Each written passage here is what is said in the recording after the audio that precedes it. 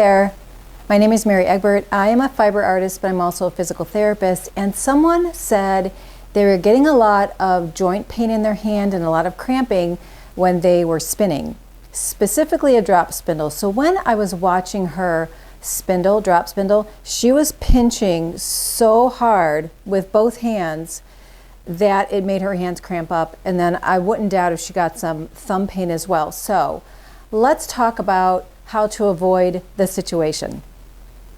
She said she uses rolags. First, I'm going to show you one of the ways you can make rolags on a blending board that are a little bit more lighter and airier. You can make nice airy rolags off hand carders. I don't use hand carders. They kind of hurt my wrist, but I guess I should learn how to do that, right? But let me show you on a blending board because it's really popular. But the tighter the rolag, the harder you're going to have to pinch. The lighter and airier the rolag, the less you have to pinch and the less stress you're going to get on the joints. Okay, so let's do the rolags first, and then I'll show you some techniques to reduce your pain and your cramping.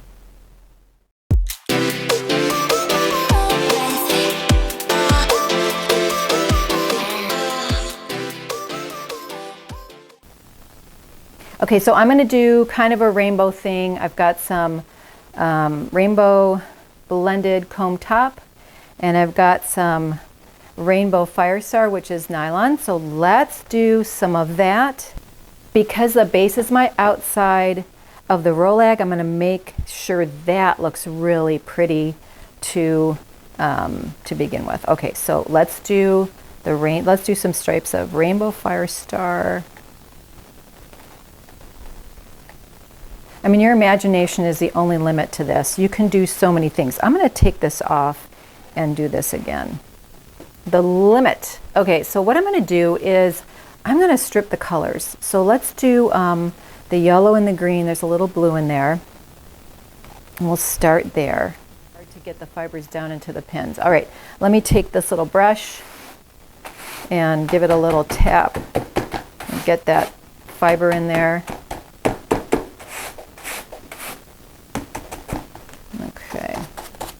I'll hold the ends, and you see me holding the ends here so I can get that in there so it doesn't drag it down into it. Okay, I'm going to fill this up a little bit more. So I've got kind of the succession of color, and I think I'm going to stick with that. Okay, I could probably do a little bit more, but let's go ahead and make some rolags and show you. So I'm going to take the bottom and just sort of pull up. And then I think I'm going to bring this up just a little bit more to let gravity assist me in pulling it down. Okay, now I'm going to put my knitting needle down here underneath, my knitting needle on top. This is going to be really pretty.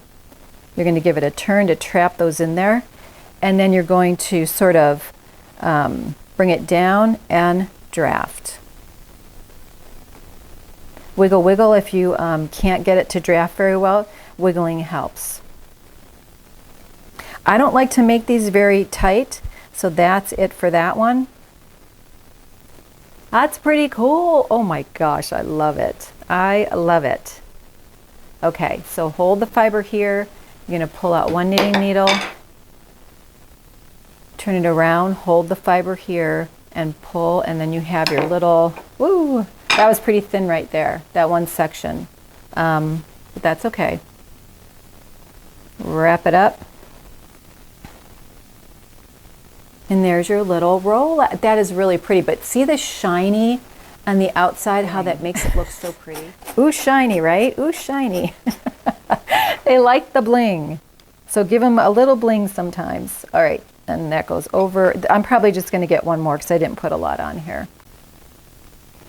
Remember, this is a smaller base, so you may not get as many rolags from this one as you will from the bigger ones. So if you didn't draft very well, you're going to be drafting a lot here because you want that drafted nicely. Draft it. So I'm going to wiggle from side to side. Okay, I'm going to try to get all this off. Look how pretty that is. I like it just like that. Oh my goodness. Okay, let's keep going. I'm gonna get all that off. There we go, all of it's off. Okay, and then do this if you want to. You're gonna make sure that fiber's down, pull that one out. Make sure this fiber's down, pull that one out. You've got a nice limpy rolags. And then we're gonna roll it up. Pretty cute. Oh my gosh, pretty cute. Okay, let me put this back down. My little rolags from this one. And here's my little rolags from the other one. And what's really cute is if you're selling, and I'm just gonna sort of talk about people that are selling because a lot of people are, put these in little plastic bags with the little tab that goes over the top, you know, so they're nice and flat in this sort of orientation. That's super cute. So, tell you what, let me get one together and show you real quick. Okay, this bag is called a lip and seal bag. This is a 9x12 and has a little seal at the top.